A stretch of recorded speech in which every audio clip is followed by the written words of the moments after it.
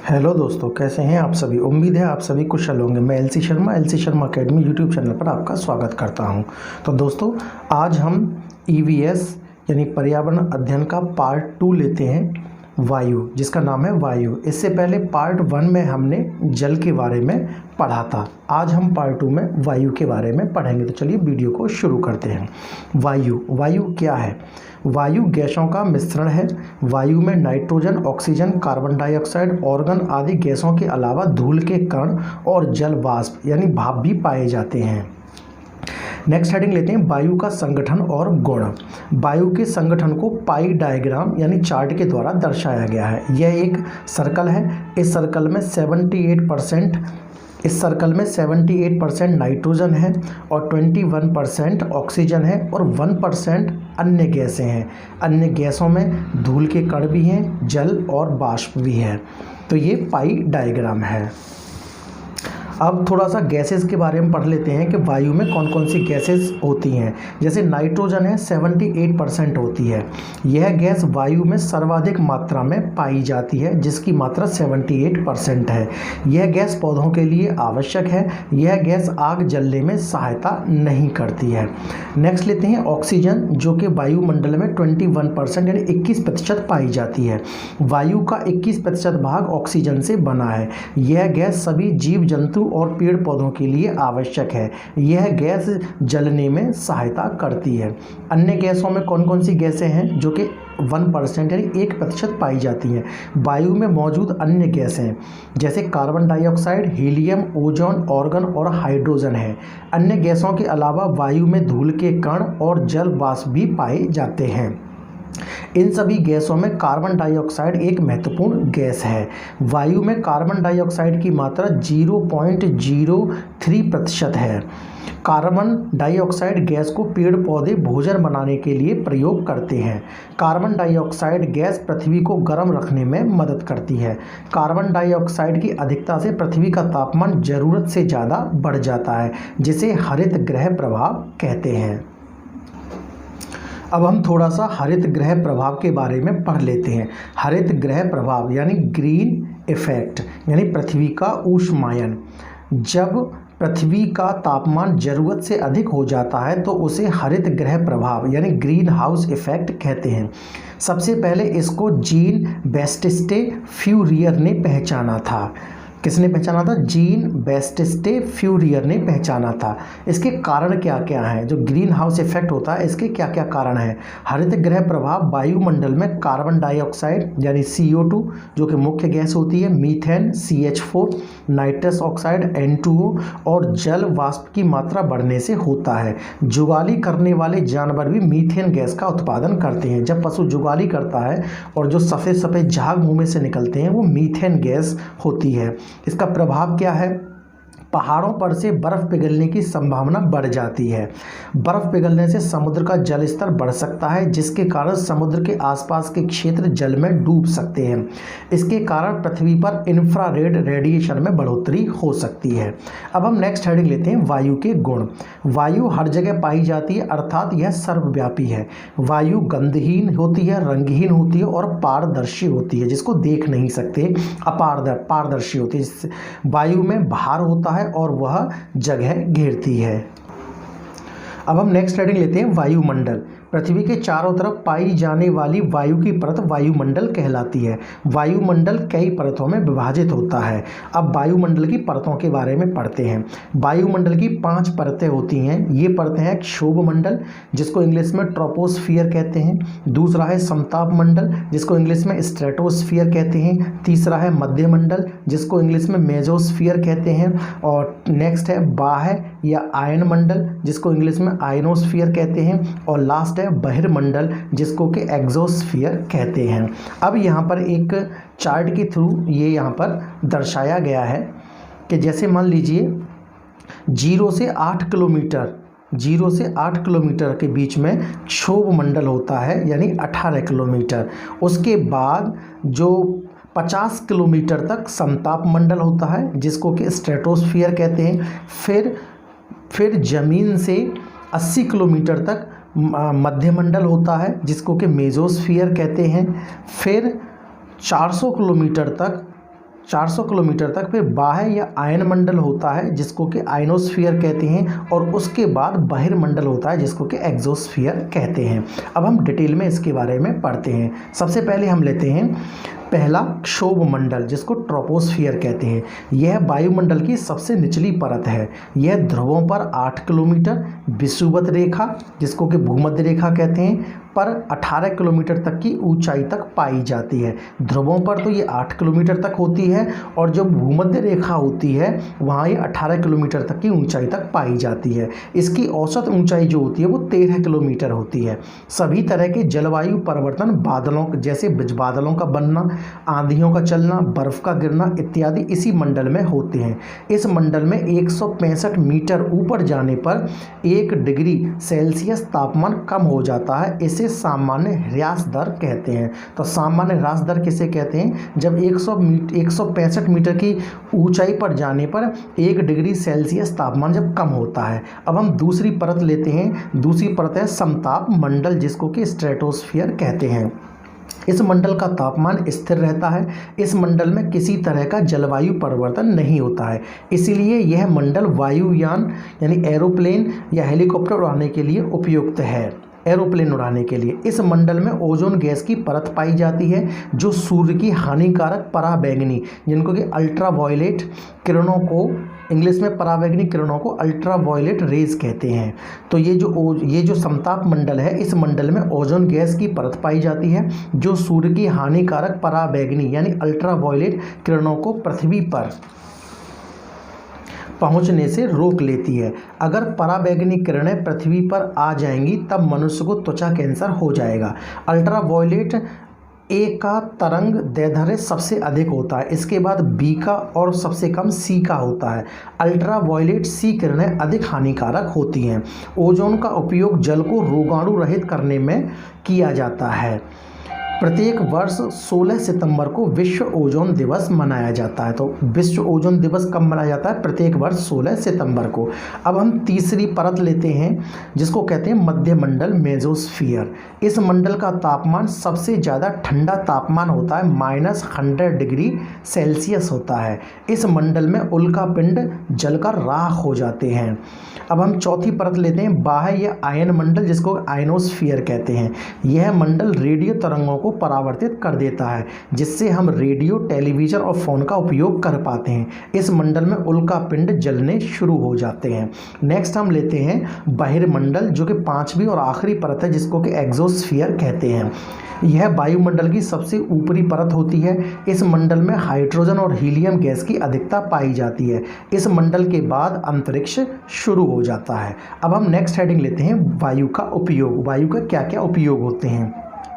वायु में मौजूद नाइट्रोजन पौधों के लिए उपयोगी होती है। वायु में मौजूद कार्बन डाइऑक्साइड का प्रयोग पौधे भोजन बनाने के लिए करते हैं। वायु में मौजूद कार्बन डाइऑक्साइड पृथ्वी को गर्म रखती है। वायु में मौजूद ऑक्सीजन पेड़ पौधे जीव जंतुओं के लिए अत्यंत उपयोगी है। समुद्री गोताखोर और पर्वतारोही अपने साथ ऑक्सीजन सिलेंडर लेकर जाते हैं क्योंकि उन्हें इन स्थानों पर ऑक्सीजन नहीं मिल पाती है। वायु में ही पक्षी और वायुयान उड़ते हैं। वायु की वजह से हमारे कपड़े सूखते हैं। चलती हुई वायु पानी को भाप में बदल देती है जिसकी वजह से हमारे कपड़े सूख जाते हैं। वायु की वजह से हम एक दूसरे की आवाज़ सुन पाते हैं। वायु से पवन चक्की चलती है जिससे बिजली का उत्पादन होता है। वायु पौधों के बीजों को एक स्थान से दूसरे स्थान पर ले जाती है जिससे पौधे दूर क्षेत्रों में भी उग जाते हैं। आजकल तो गाड़ियों और ट्रेनों के ब्रेकों में भी वायु का उपयोग होता है। वायु का प्रयोग तकियों में, गुब्बारों में और टायरों में भी होता है।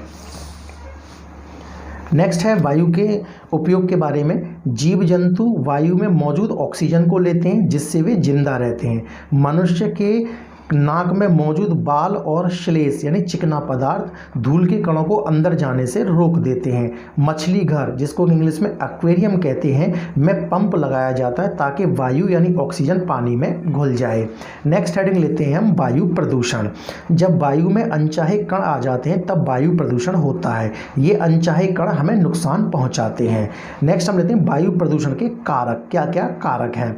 वायु प्रदूषण जंगल में आग लगने जिसको दावानल बादल बोलते हैं, ज्वालामुखी फटने और धूल भरी आंधियों से होता है। वायु प्रदूषण जंगलों को काटने से यानी वनोन्मूलन या शहर बनने से, शहरीकरण और उद्योगों के लगने से, जिसको औद्योगिकीकरण से होता है। वायु प्रदूषण कारखानों, वाहनों से निकलने वाले कार्बन मोनोऑक्साइड यानी CO, सल्फर डाइऑक्साइड यानी SO2 आदि गैसों से होता है। वायु प्रदूषण फ्रिज, एयर कंडीशनर से निकलने वाली CFC का क्लोरोफ्लोरोकार्बन गैस फ्रेयन से होता है। धूम्रपान से भी वायु प्रदूषण होता है। लकड़ी, उपले आदि जलाने से भी वायु प्रदूषण होता है। नोट यानी विशेष बात, लकड़ी, उपले, कोयले से निकलने वाले धुएं को गैसीय अपशिष्ट कहते हैं। अब हम लेते हैं वायु प्रदूषण के प्रभाव। प्रदूषित वायु से जीव जंतुओं के साथ साथ इमारतें भी प्रभावित होती हैं। वायु प्रदूषण के प्रभाव निम्नलिखित हैं। प्रदूषित वायु से मनुष्य में थकावट, मंद बुद्धिता, फेफड़ों का कैंसर और सांस की बीमारियां हो जाती हैं। वायु में मौजूद विभिन्न कणों से होने वाली बीमारियां यहाँ पर दे रखी हैं कि वायु कणों से, वायु में मौजूद जो धूल के कण होते हैं उनसे कौन कौन सी बीमारियां होती हैं। तो धूल कण जो सिलिका कण है उससे सिलिकोसिस नाम की बीमारी होती है। लोह कण से सोडिरोसिस नाम की बीमारी होती है। कोयला कण से एंथ्राकोसिस नाम की बीमारी होती है। एस्बेटॉस कण से एस्बेटोसिस नाम की बीमारी होती है। कपास कण से विसिनोसिस यानी श्वेत फेफड़ा कैंसर होता है। गन्ना धूल कण से बेगासोसिस नाम की बीमारी होती है। अनाज धूल कण से कृषक फुफ्फुस होता है और ऊन कण से सॉर्टर्स रोग होता है। नेक्स्ट लेते हैं, वायु में मौजूद CO2 जब मनुष्य के रक्त के हीमोग्लोबिन में मिल जाती है तब मनुष्य को ऑक्सीजन प्राप्त नहीं हो पाती है, जिससे उसकी मौत हो जाती है। इसलिए हमें बंद कमरे में अंगीठी या हीटर जलाकर नहीं सोना चाहिए। CFC गैसें ओजोन परत को पतला कर देती हैं, जिसे ओजोन छिद्र या ओजोन होल कहते हैं। ओजोन छिद्र के पतला होने से पराबैंगनी किरणें यानी अल्ट्रावायलेट रेज पृथ्वी पर आ जाती हैं, जिससे मनुष्य में त्वचा कैंसर जैसी बीमारियां उत्पन्न होती हैं। ओजोन परत का सबसे अधिक नुकसान दक्षिणी ध्रुव पर होता है। ओजोन क्षेत्र को डॉप्सन इकाई यानी DU यानी डॉप्सन यूनिट में मापा जाता है। यदि ओजोन की परत 200 DU यानी 200 डॉप्सन इकाई से नीचे होती है तब इसे ओजोन छिद्र कहा जाता है।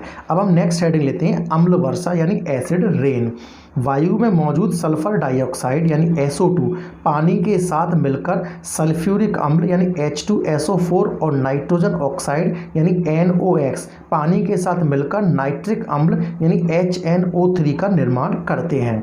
जब H2SO4 और HNO3 बारिश के साथ पृथ्वी पर आते हैं तो इसे अम्ल वर्षा कहते हैं। तो अम्ल वर्षा किसे कहते हैं? जब H2SO4 यानी सल्फ्यूरिक अम्ल और HNO3 यानी नाइट्रिक अम्ल बारिश के साथ पृथ्वी पर आते हैं तो वो अम्ल वर्षा कहलाती है। अम्ल वर्षा से पौधों को हानि पहुंचती है। यह वर्षा प्रकाश संश्लेषण को धीमा कर देती है। यह वर्षा मिट्टी की अम्लीयता बढ़ा देती है, जिससे जीवों को भी हानि होती है। यह वर्षा भवनों, इमारतों का रंग उड़ा देती है या फिर उन्हें गला देती है। इसे स्टोन कैंसर या मार्बल कैंसर या स्टोन लेप्रोसी कहते हैं। ताजमहल भी मार्बल कैंसर का शिकार हुआ था और उसका रंग पीला हो गया था, इसीलिए उसके आसपास के कारखाने बंद कर दिए गए हैं। अब हम नेक्स्ट लेते हैं लंदन धूम्र। सर्दियों के दिनों में सुबह सुबह दिखने वाला कोहरा जो धुएं और कुहासे से बना होता है उसे लंदन धूम्र कहा जाता है। इसमें दृष्टता यानी देखने की जो क्षमता होती है बहुत कम होती है और दुर्घटना होने की संभावना बढ़ जाती है। इससे सांस की बीमारियां भी हो जाती हैं। अब हम थोड़ा सा विशेष यानी नोट में जान लेते हैं, भोपाल गैस त्रासदी क्या थी। यह घटना यूनियन कार्बाइड नामक कारखाने में 2 दिसंबर 1984 को घटित हुई। इस कांड में मिथाइल आइसोसाइनेट यानी MIC नामक जहरीली गैस का रिसाव हुआ, जिससे 8000 से ज़्यादा लोग मर गए और उन अनेक लोगों को श्वास और आंख संबंधी गंभीर बीमारियां हो गई। बच्चों में अजीबोगरीब विकृतियां पैदा हो गई। तो ये भोपाल गैस त्रासदी ये बहुत बड़ी त्रासदी थी। अब हम नेक्स्ट हेडिंग लेते हैं वायु प्रदूषण रोकने के उपाय। वायु प्रदूषण को निम्नलिखित उपायों से दूर किया जा सकता है। कोयला, पेट्रोल, लकड़ी, उपले आदि का ईंधन के रूप में कम प्रयोग करना या उपप्रयोग न करना। ज़्यादा से ज़्यादा सार्वजनिक वाहनों का प्रयोग ज़्यादा से ज़्यादा सार्वजनिक वाहनों का प्रयोग करना। एलपीजी और सीएनजी का उपयोग करना। सार्वजनिक वाहनों से मतलब है जो कि पब्लिक व्हीकल्स होते हैं, अपने व्हीकल का प्रयोग कम करके पब्लिक व्हीकल्स का ज़्यादा से ज़्यादा प्रयोग करना। एलपीजी और सीएनजी का उपयोग करना।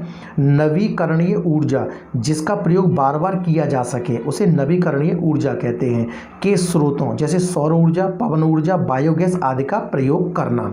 साइकिल, रिक्शा, ई रिक्शा आदि जैसे प्रदूषण रहित वाहनों का ज़्यादा से ज़्यादा प्रयोग करना। भारत में प्रदूषण मापने से संबंधित एजेंसी है केंद्रीय प्रदूषण नियंत्रण बोर्ड। तो केंद्रीय प्रदूषण नियंत्रण बोर्ड क्या है? प्रदूषण मापने की एक एजेंसी है। अब हम पढ़ते हैं नेक्स्ट हेडिंग वायु दाब और पवन। पृथ्वी की सतह पर वायु के भार के कारण लगने वाला दाब वायु दाब कहलाता है। जहां तापमान अधिक होता है वहाँ हवा गर्म होकर ऊपर उठ जाती है, जिससे वहाँ पर निम्न दाब क्षेत्र बन जाता है। इस क्षेत्र में बादल बनते हैं और बारिश होती है। जहाँ तापमान कम होता है वहाँ हवा ठंडी होती है, जिसके कारण वहाँ पर उच्च दाब क्षेत्र बन जाता है। इस क्षेत्र में मौसम साफ रहता है। वायुमंडल में ऊपर जाने पर वायु दाब घटने लगता है। समुद्री सतह पर सबसे ज़्यादा वायु दाब रहता है। वायु दाब की इकाई है बार, यानी एक बार बराबर कितना होता है? इकाई, दहाई, सैकड़ा, हजार, 10,000, लाख, यानी 1,00,000 N प्रति मीटर स्क्वायर। वायु दाब को बैरोमीटर में मापा जाता है। अब हम नेक्स्ट हेडिंग लेते हैं पवन। जब वायु उच्च दाब क्षेत्र से निम्न दाब क्षेत्र की ओर चलती है तो उसे पवन कहते हैं। तो पवन किसे कहते हैं? जब वायु उच्च दाब क्षेत्र से निम्न दाब क्षेत्र की ओर चलती है तो वो पवन कहलाती है। पवनों के प्रकार, पवनें 3 प्रकार की होती हैं। एक स्थायी पवन, दूसरा मौसमी पवन और तीसरा होती है स्थानीय पवन। तो पहले हम लेते हैं स्थायी पवन। ये पवनें एक निश्चित दिशा में चलती हैं। उदाहरण के लिए पूर्व हवा और पछुआ हवा। दूसरा है मौसमी पवनें। ये पवनें अलग अलग ऋतुओं में अलग अलग दिशाओं से चलती हैं। उदाहरण के लिए मानसून पवन। तीसरी है स्थानीय पवनें। ये पवनें एक विशेष क्षेत्र में एक विशेष समय पर चलती है। उदाहरण के लिए लू, चिनूक और सिरको आदि। तो दोस्तों नेक्स्ट वीडियो में हम ऊष्मा यानी गर्मी के बारे में पढ़ेंगे। अगर वीडियो पसंद आए तो वीडियो को लाइक करें, शेयर करें और LC Sharma academy YouTube channel को सब्सक्राइब करें। Thank you so much.